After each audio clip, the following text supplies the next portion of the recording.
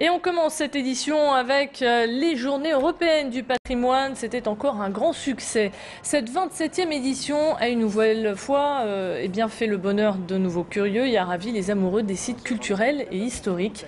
À Lille, cette année a été marquée par une nouveauté puisqu'il vous a été possible de fouler les pas des plus grandes stars en visitant les coulisses du Zénith. Les visiteurs ont pu monter sur scène, découvrir les métiers de l'ombre et se mettre dans la peau d'un artiste le temps d'un instant. Baptiste Blic vous a suivi, voici quelques-unes de vos réactions.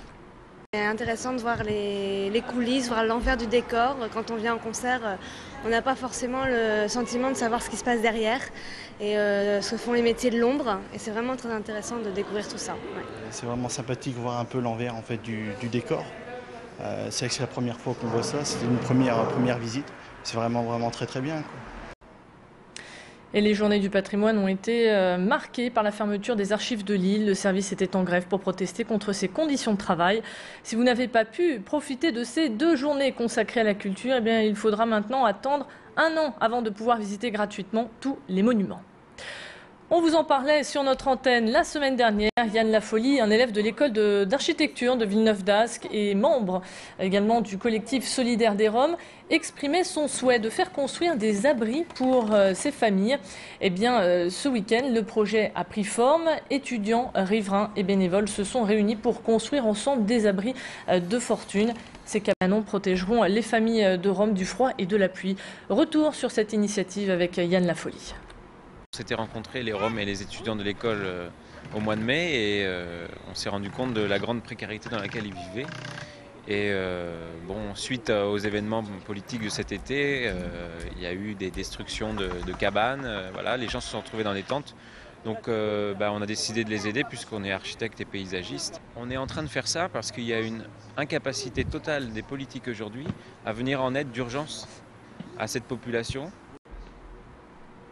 Un mot à présent sur l'entreprise SCA à Lincel pour vous dire que contrairement à ce que nous avions annoncé, il n'y a pas de réunion ce matin entre la direction et les syndicats. Par contre, il y a bien un comité central d'entreprise prévu demain.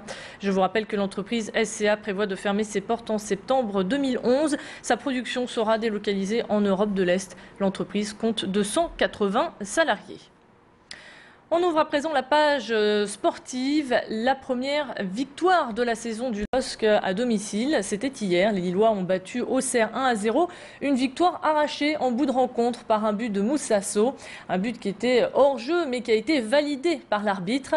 Avec cette victoire, les Lillois remontent dans le classement général et passent de la 8e à la 6e place. Moussasso revient pour nous sur son action et vous allez le voir, le nouveau joueur ne s'attribue pas une belle prestation. Écoutez. Je pense que j'étais en jeu. Moi, Gervais touche le ballon. Je pense peut-être que l'arbitre a été masqué. Franchement, au match, je dirais que j'ai pas fait un super bon match, je le dis. Je cherche encore par rapport à l'équipe. C'est vrai que je viens d'arriver, j'ai fait une bonne préparation, c'est vrai. Et je pense que petit à petit, avec les matchs qui vont arriver, je vais donner le meilleur de moi-même et m'imposer. Prochain match des Dogs dimanche prochain. Les Lillois se déplaceront à Toulouse. Toulouse qui est actuellement premier au classement général. Et puis cette image à présent, celle du premier marathon nautique de la Deûle. Pour la première fois, la route du Louvre a compté une nouvelle discipline, le canoë-kayak.